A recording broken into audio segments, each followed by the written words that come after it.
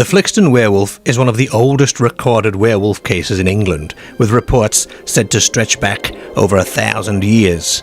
Unlike the werewolves of later fiction, tied to the full moon or a cursed transformation, the creature in Flixton was spoken of as something that simply existed. A predator, always lurking in the landscape, neither man nor wolf, but something in between. The earliest known references to this creature date back to the 10th century, during a period when wolves still roamed in England but were increasingly rare.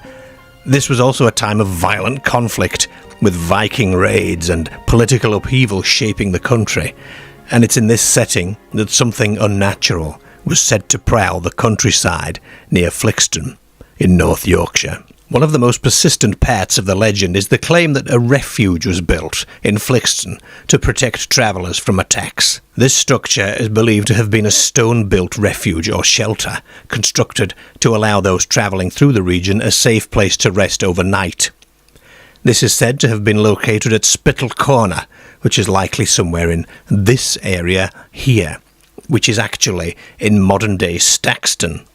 We took a road trip, and Flixton was one of the stops along the way. This footage is from the 1st of February 2025, which we mistimed, really, since January was actually known as Wolf Month in the Saxon Times, due to the increase in attacks and ferocity in wolves in the area, desperate for increasingly scarce food. You can see how this landscape would have offered very little in the way of protection for travellers and livestock.